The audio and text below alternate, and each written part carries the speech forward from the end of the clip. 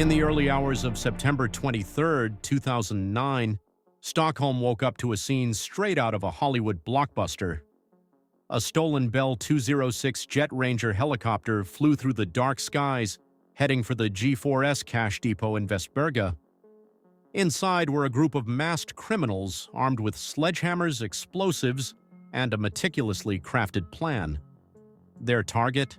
Millions of Swedish kronor stored in one of the most secure vaults in the country.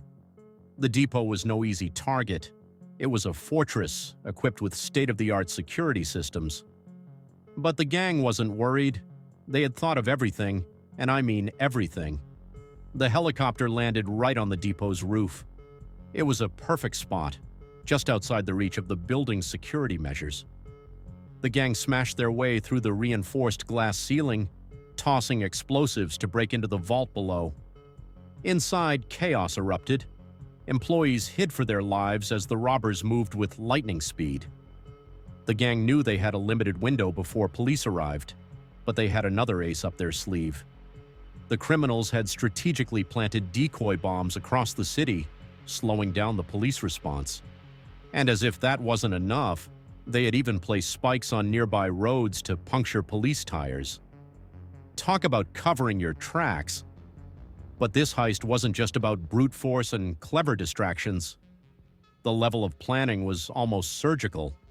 Investigators later discovered that the gang had rented an apartment overlooking the G4S depot for months, using it as a surveillance point to monitor employee routines, delivery schedules, and even shifts in security personnel. They knew exactly when the vault would be stocked with the largest amount of cash and timed their heist to perfection. One of the most remarkable elements of the heist was how they managed to secure the helicopter.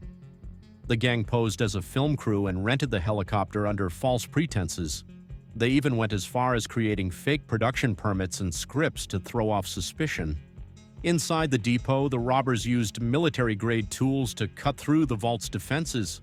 They weren't just smashing and grabbing.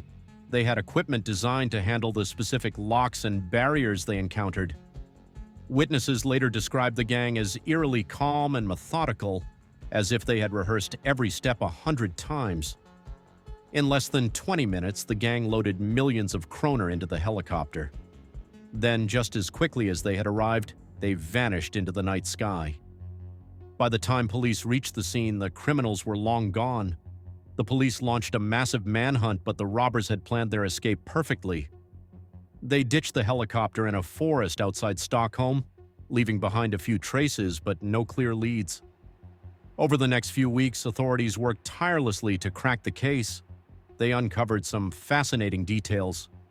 For example, the helicopter was stolen from a flight school, and the gang had studied police response times and security layouts for months. Eventually, several suspects were arrested and convicted, but not all the stolen money was recovered. To this day, some of the cash remains missing, adding to the mystery and allure of the heist. The helicopter heist wasn't just a robbery, it was a masterclass in planning and execution.